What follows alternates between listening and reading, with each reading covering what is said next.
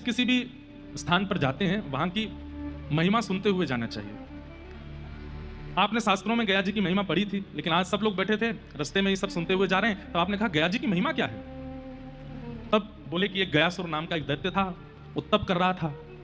ध्यान से सुनिएगा, वो तप कर रहा था, इतना तप किया कि उसके तप से देवताओं को यह लगा कि भाई इंद्र प्रकट हो गए, ब्रह्मा प्रकट हो गए, देवता सब प्रकट होते जा रहे हैं। प्रकट होकर के वो जैसे आंख खोल करके दिखता है, प्रणाम करता है और फिर से नेत्र बंद करके तप में बैठ जाता है, कुछ मांगता नहीं है।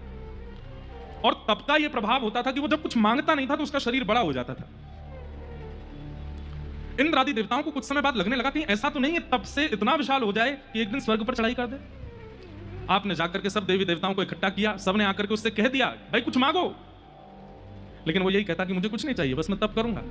अब तो देवताओं को और लगने लगा कि ये निश्चित ही हम लोगों पर आक्रमण करने के लिए कर रहा है। एक कथा याद आई, हमारे वृंदावन में एक महात्मा थे, और ज्यादा पुरानी कथा नहीं है।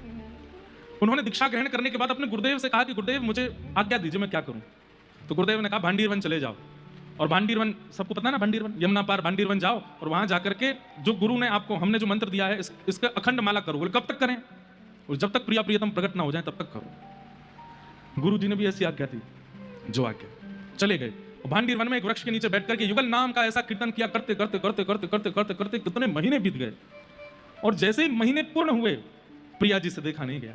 ठाकुर जी से बोली चलो दर्शन देने, और श्री प्रिया प्रियतम दोनों युगल रूप धारण करके उनके सामने प्रकट हो गए। सिर पर हाथ फेरा तो नेत्र खुले, नेत्र खोल करके देखा तो साक्षात श्री प्रियालाल जी सामने खड़े हैं। आपने उनको दंडवत प्रणाम किया। अब हुआ क्या? प्रकट तो हो गए ठाकुर जी, अब प्रकट होकर उनका दर्शन कर रहे हैं। यहां श्री प्रियालाल जी मंद मंद मुस्कुरा रहे हैं और वो बाबा सामने बैठ करके नेत्रों से अश्रु बहा रहे हैं, वो भी मुस्कुरा रहे हैं। 1 घंटा हो गया। ठाकुर जी बोले श्री जी कहा विचार है? बोले ये कुछ कहें तो फिर आगे बात, तो कुछ बोल ही नहीं रहे। ठाकुर जी बोले बाबा कुछ बोले गो? क्या बोले? भैया आपने युगल मंत्र गाया, हम दोनों प्रकट हो गए, तुम बस प्रणाम करके बैठो, कुछ मांगना हो तो बताओ। तो आप करुण भाव से बोले गुरुदेव ने मांगने के लिए नहीं बोला था, गुरुदेव ने केवल कहा था कि प्रियालाल प्रकट हो जाए तब तक तप करना है। आप प्रकट हो गए, मांगने की आज्ञा गुरुदेव ने नहीं दी थी। ये भाव सुनते श्री जी के नेत्र सजल हो गए। कैसी निष्ठा अपने गुरु में। हमें पता चल जाए कि उस पेड़ में भगवान है तो महाराज पेड़ को घर ले जाने तक की नौबत ले आएंगे हम।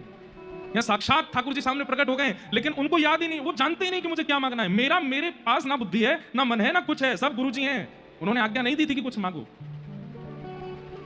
प्रिया जी बोली ये इतने श्रेष्ठ शिष्य हैं, इनके गुरु को भी नहीं पता होगा ये। तो लाल जी बोले क्या करें? तो प्रिया जी ने आज्ञा दी, बोले काम कीजिए अपने गुरु जी से पूछ के आओ, प्रिया लाल जी आए क्या मांगो। तो आप दौड़े दौड़े अपने गुरुदेव के पास गए। महीनों बाद गुरु जी ने देखा दाढ़ी बढ़ गई थी, जटाएं करी आई थी, देख के पहचान भी नहीं पाई। कौन हो? बोले कि आपका शिष्य हूं, आपने आज्ञा दी थी भांडीर वन में। अरे मैंने कहा था प्रियालाल जी नहीं आए। बोले प्रियालाल